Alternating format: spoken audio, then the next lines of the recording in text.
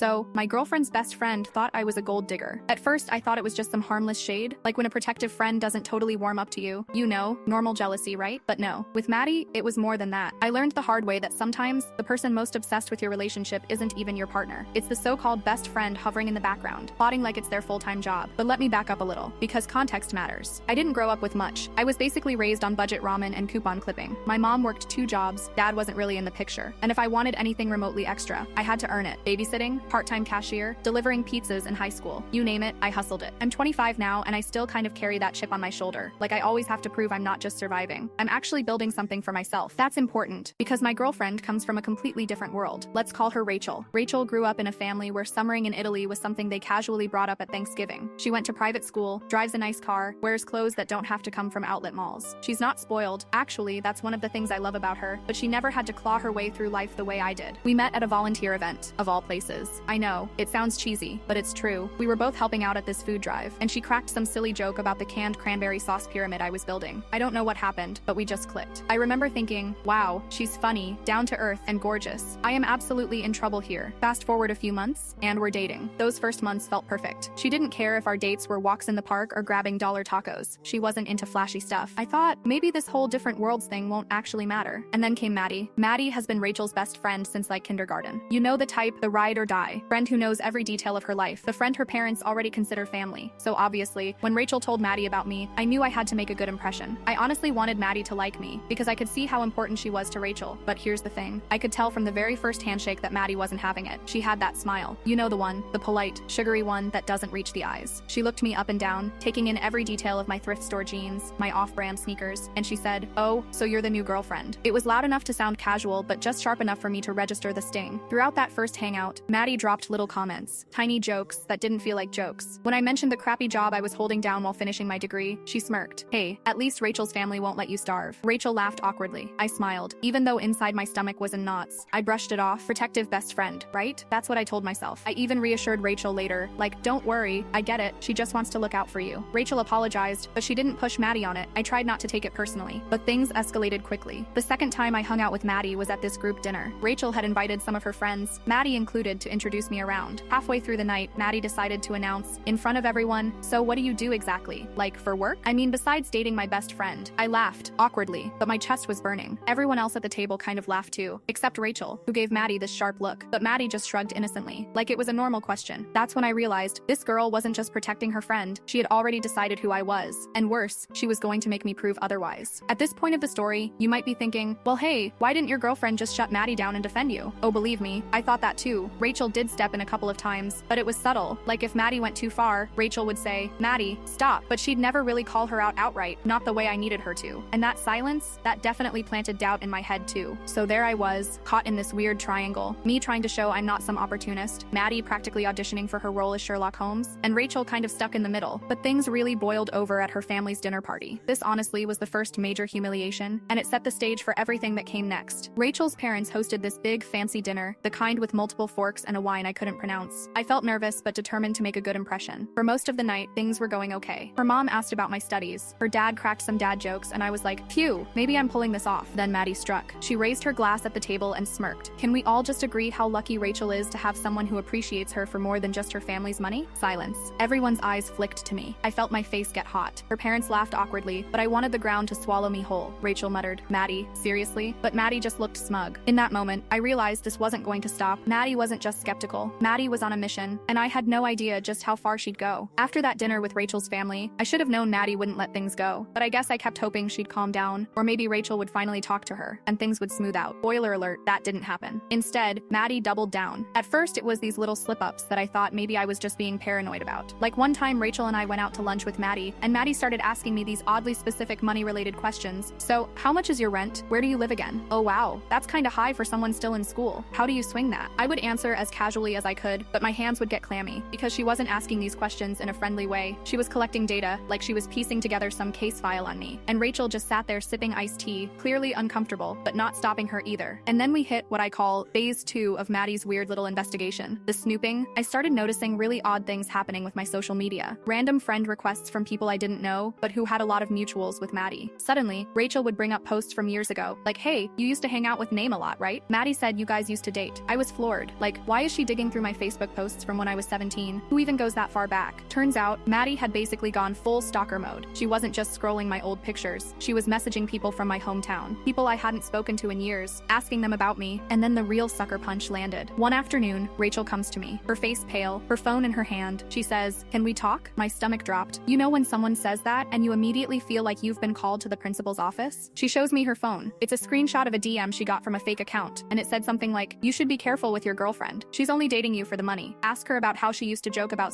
finding a rich girls back in high school." I swear, my blood turned cold. I stared at Rachel, and she was looking at me like she didn't know what to believe. And the worst part, the message had attached screenshots, but they were super sketchy, blurry, out of context, and honestly looked like they'd been edited. Still, the seed was planted. I told her flat out, "Rachel, you know this is Maddie, right? Who else would make a fake account, dig up old stuff and send it to you?" Rachel sighed and said, "I don't know, it's Maddie, but who else would even care enough to do this?" And that was the moment I realized Maddie wasn't just making shady comments anymore. She was actively trying to sabotage me. The tension in the relationship only got worse from there. Rachel would sometimes ask me little things like, "Where were you last night?" even if I had literally just told her. Or she'd ask, "Are you sure you're okay splitting the bill?" Stuff I'd never heard from her before. Maddie's poison was getting under her skin, and it was breaking me down. But the most suspenseful night, the night I knew Maddie wasn't stopping anytime soon, was at what was supposed to be a girls' night. Maddie invited me out with her and a couple of Rachel's mutual friends. Rachel couldn't come because she had a work emergency, but Maddie insisted, "Come anyway, it'll be fun. I want to get closer to you." Part of me wanted to say no, but I also thought maybe this was an olive branch. Maybe she was finally willing to give me a chance. Yeah, I should have trusted my gut. We went out to some trendy wine bar downtown. At first it was fine. We ordered drinks, shared appetizers, laughed about goofy stuff. I started to relax. I even thought maybe I misjudged her. And then it happened. Subtly, almost like they had rehearsed it, Maddie and the other girls started steering the conversation toward money. Like one of them goes, "So what's your dream house? Something huge and fancy, or small and cozy?" I shrugged and said something vague about preferring cozy over flashy. Next question. "So would you ever date someone who wasn't financially stable? Like if they were broke, but really nice?" I started to realize what was happening. I was in the middle of an interrogation disguised as girl talk, and sure enough, it got worse. Maddie leaned forward, mid-smirk, and asked, "So if Rachel lost everything tomorrow, would you still be with her?" My chest felt like it was being stabbed, because the way she asked it, and the way the other girls were watching me, I knew this was a test. I said firmly, "Yes, I'm here for Rachel. Not her money, not her family, just her." But I could see the sparkle in Maddie's eyes. Like no matter how I answered, she was going to twist it. The whole night had been one giant trap. I went home that night sick to my stomach, already knowing what was coming next, and I was right. The very next day, Rachel confronted me again, this time angry. "Maddie told me you practically admitted you'd never date someone broke. She said you made a whole speech about how you needed someone ambitious and wealthy to keep up with you." I was stunned, completely blindsided, because the conversation had been the exact opposite, but Maddie had already twisted the narrative and gotten it to Rachel before I could even explain. That was the second time I felt like a stranger in my own relationship, because no matter what I said, no matter how honestly I swore, I could see the doubt flicker in Rachel's eyes. And it hurt worse than anything else. Because when someone you love starts questioning your entire character, all because of lies someone else is feeding them, that doesn't just break you, it terrifies you. And that, right there, was the moment I realized I wasn't just in a relationship anymore. I was in a war. I wish I could say things calmed down after that so-called girls' night, that Rachel immediately saw through Maddie's manipulations, that love conquers all, yada yada. But nope, this was the part of the story when things spiraled out of control, when I truly started questioning if my relationship was even worth saving. So after that night, the setup night, Rachel and I had this awful fight. She came over with this look on her face, like she already had a guilty verdict written across her forehead. Her voice was tight when she said, "Maddie told me you basically admitted you wouldn't date someone broke." I just froze. My heart started thumping so hard I could hear it in my ears. And I tried to explain, tried to tell her what actually happened, but she just kind of stood there, arms crossed, eyes darting, like she wanted to believe me, but Maddie's voice was still in her head. That's the kind of betrayal that's so quiet but so devastating, to realize the person you sleep next to, laugh with, share secrets with, doesn't actually trust you over someone else's gossip. We went back and forth for what felt like hours. I poured my heart out, told her how hard I'd worked my entire life, about my mom working doubles so I could stay in school, about cutting coupons during finals because I couldn't afford groceries. I said, literally with tears on my face, "Do you think someone who lived like that would ever try to use someone else to get ahead? I've never depended on anyone but myself, ever." Rachel softened a little. She hugged me. She said she knew me. She believed me. But the way she said it, you know when someone is trying to reassure you, but their voice cracks? There was still doubt in her tone. A tiny poison seed she couldn't get rid of. That seed? That was Maddie's doing. I decided after that fight, I needed to keep my distance from Maddie at all costs. But Maddie? Oh, she wasn't done with me. She hadn't even started the real damage. Because just when I thought I could avoid her, she took things up another level. It was Rachel's dad's birthday, and her family threw this big party at their house. Maddie was, of course, front and center, handing out wine like she was their third daughter. I tried to stay civil all night, but I could feel her eyes on me, watching, waiting. And then I overheard it. Maddie was in the kitchen with Rachel's mom, whispering, but not whispering enough. I was walking past the hallway when I caught it. She was saying, "I just worry about her. You know, Rachel's heart is too big, and she deserves someone who loves her, not her family's lifestyle. This girl, I mean, you saw the way she froze up at that dinner. I just don't want her to get hurt. I swear my entire body went numb. She wasn't just shading me to my face anymore. She was going after me behind closed doors, straight to the people who mattered most to Rachel. My blood was boiling, my hands were shaking, and I had to fight every urge to storm into that kitchen and call her out, but I didn't. Not yet. I just kept walking, pretending I hadn't heard. But inside, something broke. Later that night, I couldn't hold it in anymore. I told Rachel word for word what I'd overheard. And instead of getting outraged, instead of calling Maddie out for being manipulative, Rachel hesitated. Again, she asked me if maybe Maddie was just worried about her. That was the crack that nearly split us open. I lost it. I shouted. Through tears, through rage. When are you going to start defending me? When are you going to stop letting her whisper poison into your life and then looking at me like I'm guilty? Rachel tried to calm me down, but I snapped. I ended up leaving her house that night, slamming the door so hard, the windows rattled. I went home and sobbed until my head hurt, sitting on the floor in my tiny apartment, wondering how my life had turned into this twisted nightmare where no matter how honest I was, someone else was controlling my story. Over the next few days, Rachel kept trying to reach out. She apologized, said she was just caught between me and Maddie. But by then, I felt like I was clinging to the edge of a cliff with one hand, and Maddie was stomping on my fingers. The breaking point, the absolute breaking point, came 1 week later. Rachel invited me over to talk things out. She promised Maddie wouldn't be there. But when I walked in, guess who was perched on the couch with a smug little smile? Yep, Maddie. I should have walked right out, but instead I stayed, because apparently they had both decided we needed to clear the air. The conversation started civil, fake civil anyway. Maddie said she just wanted the best for Rachel, that she didn't want to see her get taken advantage of. I called her out, point blank. What exactly have I done that makes you think I'm some kind of gold digger? And her answer? It's not about what you've done. It's about what you will do. People like you